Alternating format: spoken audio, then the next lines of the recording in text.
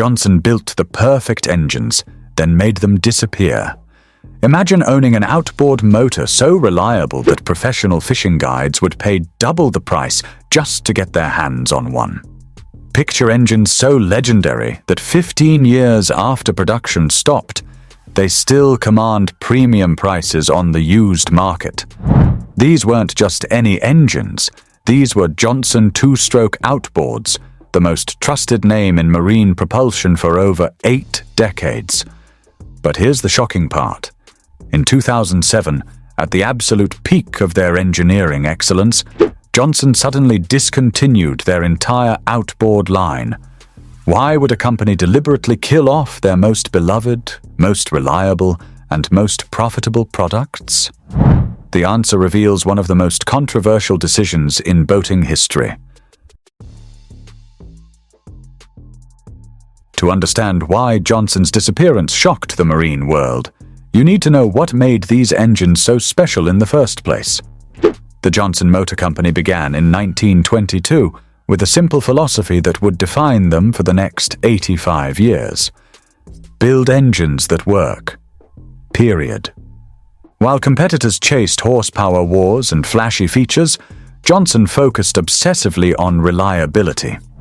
Their breakthrough came in the 1950s with the perfection of loop-charged two-stroke technology.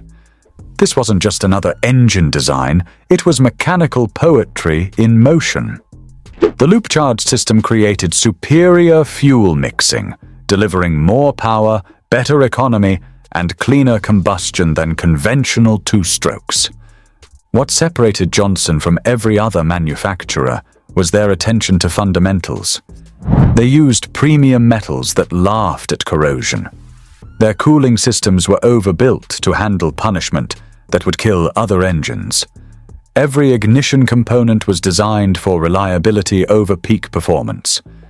Johnson didn't just meet specifications, they obliterated them.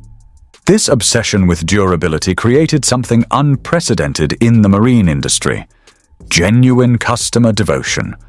Commercial fishermen swore by Johnson Power because downtime meant lost income. Weekend warriors chose Johnson because they wanted to fish, not fix engines. Boat builders specifically requested Johnson Power because they knew it would enhance their reputation for quality. By the 1970s, Johnson had achieved what every manufacturer dreams of, but few accomplish. They had created products that customers genuinely loved. Used boat listings specifically advertised Johnson Powered as a premium selling point. Mechanics enjoyed working on them because the designs were logical and parts were abundant. Dealers loved selling them because warranty claims were virtually non-existent. But Johnson's greatest triumph was yet to come. The 1990s would see them produce engines so perfect, so bulletproof, that they would become the stuff of legend among serious boaters. However, the very excellence that made them famous would also contribute to their shocking disappearance. Also, if you're fascinated by engineering excellence and want to understand how the greatest marine engines ever built suddenly vanished, make sure to subscribe to this channel. Now back to the video. The 1990s and early 2000s represented the absolute pinnacle of Johnson's engineering mastery. During this golden era, they produced what many consider the finest two-stroke outboards ever manufactured. Models like the 150 Fast Strike, 225 Ocean Pro, and the legendary 300 V8 didn't just set standards, they obliterated them. The Fast Strike series epitomized everything Johnson did right. These engines delivered explosive whole-shot performance while maintaining the brand's legendary reliability. A 150 Fast Strike could launch a bass boat from idle to plane in heartbeats, yet idle smoothly for hours without fouling plugs. Professional tournament anglers adopted them religiously, knowing that mechanical failure could destroy career-defining victories. Johnson's larger engines were equally extraordinary. The Ocean Pro series was specifically engineered for saltwater commercial applications. featuring military-grade corrosion protection and components built to withstand punishment that would cripple lesser engines. These powerhouses routinely accumulated thousands of hours without major rebuilds, a testament to Johnson's philosophy of overbuilding everything. The crown jewel was Johnson's 300 Phi 8, a mechanical masterpiece that redefined what marine power could be. Unlike competitors' high-strung race engines, the Johnson 300 was designed for real-world durability. It could push massive offshore boats through angry seas all day, then fire instantly the next morning. Commercial operators worshipped these engines because they combined devastating power with surprising fuel efficiency. What made Johnson's golden era truly special wasn't just individual engine excellence, it was their comprehensive mastery of marine propulsion. They offered perfectly matched engines from 2.5 to 300 horsepower, ensuring every boater could find their ideal Johnson. The parts and service network was legendary, with expert technicians available in virtually every boating community. Customer loyalty reached religious levels during these peak years. Boat owners who experienced Johnson reliability became lifelong converts. Many purchased multiple Johnson-powered boats, absolutely confident in the brand's consistency. This devotion created a thriving market where Johnson-powered added thousands to a boat's resale value. The proof was in performance that bordered on the supernatural. Johnson two-stroke engines were legendary for starting reliably after months of neglect. They tolerated low-octane fuel without complaint. They could run wide open for hours without overheating. When something did break, which was rare, repairs were straightforward and affordable. Johnson had achieved manufacturing immortality. They had created engines so superior that competitors struggled desperately to match them, while customers actively sought them out by name alone. Yet even as Johnson was building their greatest engines, dark clouds were gathering on the horizon, forces that would soon threaten not just their success, but their very existence. While Johnson perfected their mechanical masterpieces, a regulatory tsunami was building that would reshape the entire marine industry. Environmental concerns about engine emissions were intensifying, and government agencies were preparing standards that would fundamentally alter outboard manufacturing forever. The Environmental Protection Agency had monitored marine emissions casually since the 1990s, but serious action didn't begin until the early 2000s. Traditional two-stroke engines, despite their overwhelming advantages, had one vulnerability. They burned oil mixed with gasoline, creating visible exhaust. While these emissions were microscopic compared to automotive sources, they became an irresistible target for environmental regulators. In 2004, the EPA dropped a bombshell. Phase 2 marine emissions standards taking effect in 2007. These draconian regulations would limit hydrocarbon and nitrogen oxide emissions to levels that traditional two-stroke engines simply couldn't achieve without revolutionary modifications. The golden age of conventional two-stroke outboards was about to end. Johnson's parent company, Bombardier Recreational Products, faced an impossible choice. They could invest astronomical sums developing emissions-compliant two-stroke technology with no guarantee of success, or pivot to four-stroke engines that naturally produced lower emissions. The development costs would be staggering, potentially bankrupting the company. Meanwhile, the market was shifting beneath their feet. New recreational boaters increasingly prioritized whisper-quiet operation and glass-smooth idle characteristics. Areas where four-stroke engines held natural advantages, the emerging generation of boat buyers was less mechanically inclined, preferring engines requiring minimal maintenance over bulletproof repairability. BRP found themselves trapped between their fanatically loyal customer base, who worshipped Johnson's two-stroke reliability, and market forces demanding cleaner, quieter power. The company's resources were stretched thin across multiple recreational vehicle divisions. Difficult decisions loomed. Internal discussions at BRP became increasingly focused on brutal efficiency and consolidation. Maintaining two separate outboard brands, Johnson and Evinrude, was expensive and potentially redundant. If they were investing billions in new engine technology to satisfy EPA mandates, concentrating those resources on a single brand made cold financial sense. The irony was devastating. Just as Johnson's engineers had perfected two-stroke technology to its absolute peak, regulatory changes were making that very technology obsolete. The 2006 and 2007 Johnson engines represented the culmination of 85 years of continuous improvement. They were demonstrably superior to every previous generation in every measurable way. The story gets even more shocking from here. If you're enjoying this deep dive into marine history, smash that like button and let us know in the comments which legendary engine you'd love to see us cover next. But BRP was about to make a decision that would send shockwaves through the entire boating community. The announcement arrived like a lightning strike in 2007. Bombardier Recreational Products revealed they were discontinuing the entire Johnson outboard line, effective immediately. After 85 years of continuous production and unmatched customer loyalty, one of the most trusted names in marine propulsion would simply vanish from existence. BRP's official explanation focused on business efficiency and regulatory compliance.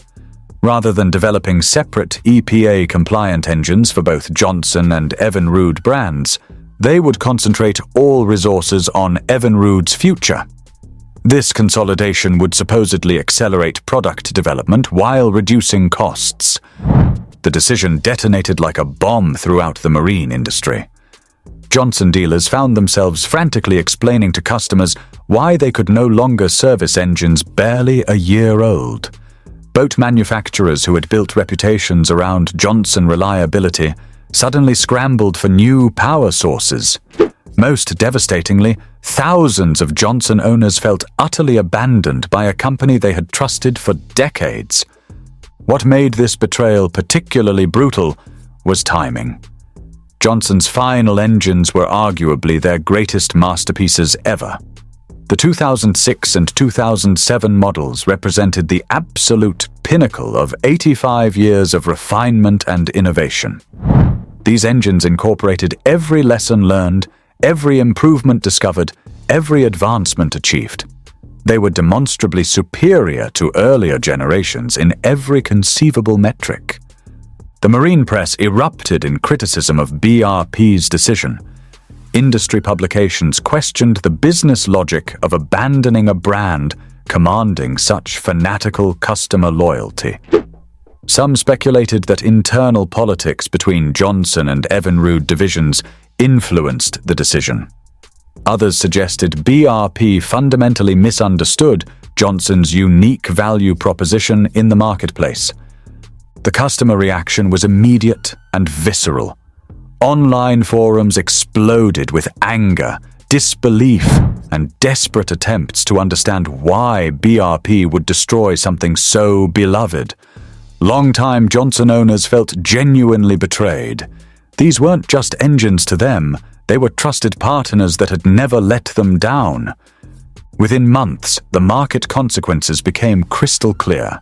Used Johnson outboards began commanding premium prices that exceeded new engines from other manufacturers.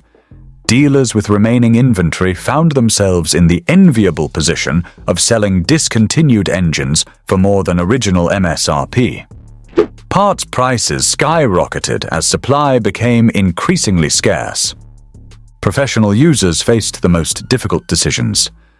Charter boat captains who had relied on Johnson power for decades confronted an uncomfortable choice: switch to unfamiliar brands or pay premium prices for increasingly rare Johnson engines.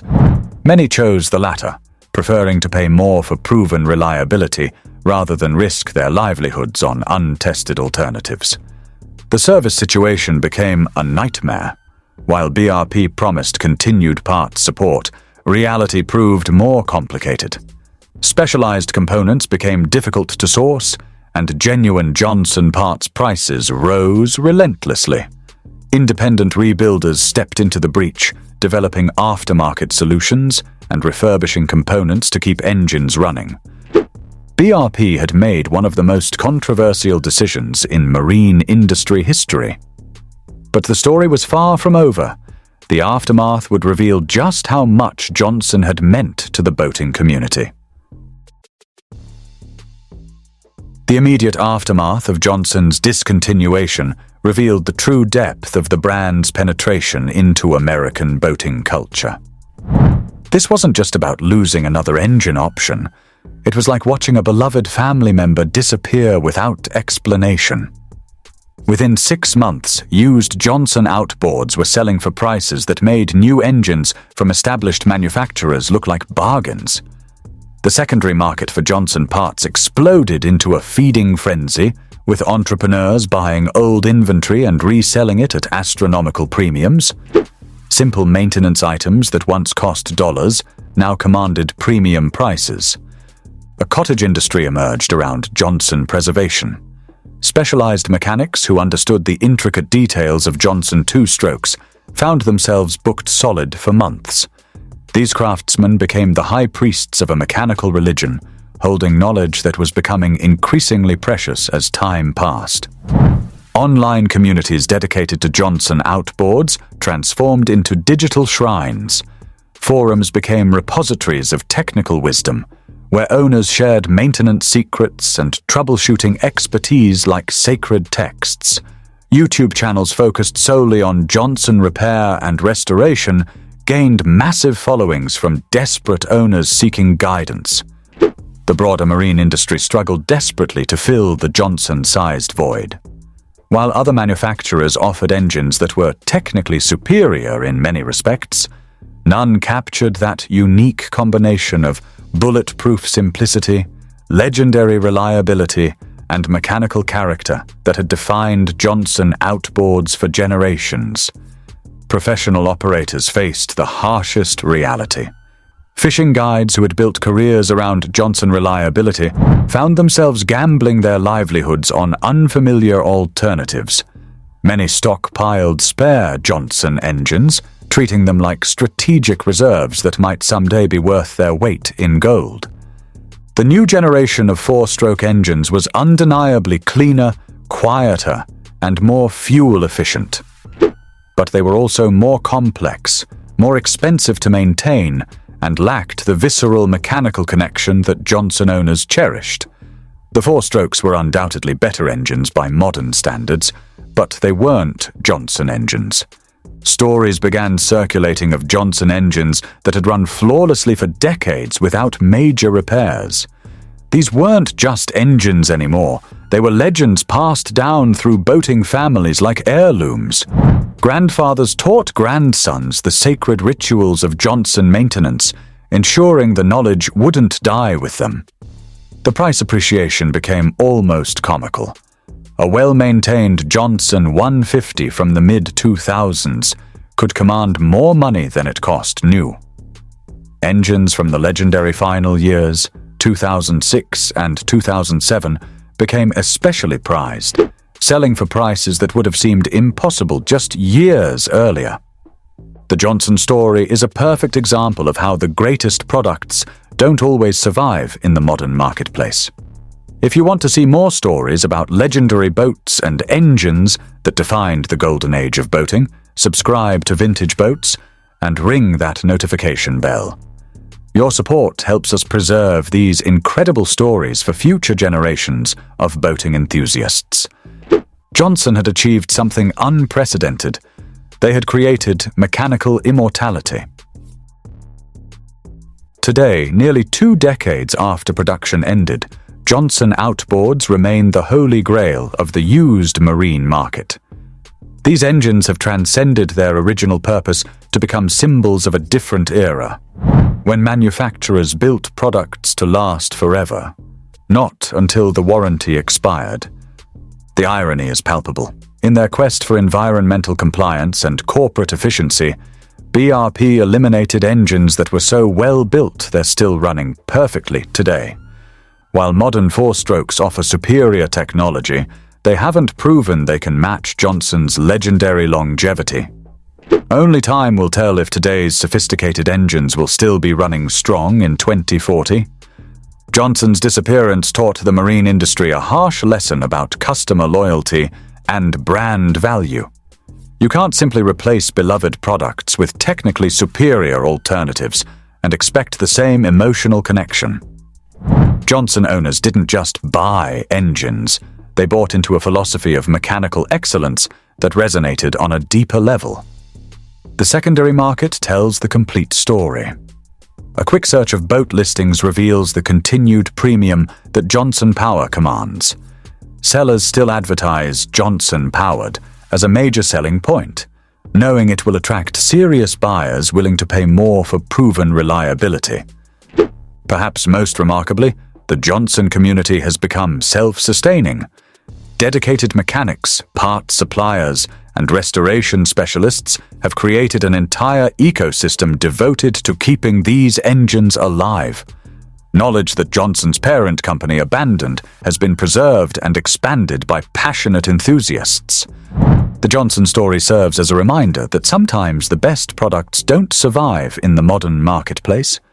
Corporate decisions made in boardrooms don't always align with what customers actually want and need. In Johnson's case, the disconnect between executive strategy and customer loyalty created one of the most controversial decisions in marine industry history. BRP bet that boaters would simply accept Evinrude alternatives and move on. They were spectacularly wrong. Johnson owners didn't move on, they dug in, creating a parallel universe where their beloved engines would continue to thrive despite corporate abandonment. Johnson built the perfect engines, then made them disappear. But they couldn't make the legend disappear. Every time a vintage Johnson fires to life after months of storage, every time one pushes a boat through rough water without missing a beat, the legend grows stronger. In the end, Johnson achieved something their corporate parent never understood. They built engines so good that people refused to let them die, even when the company gave up on them completely.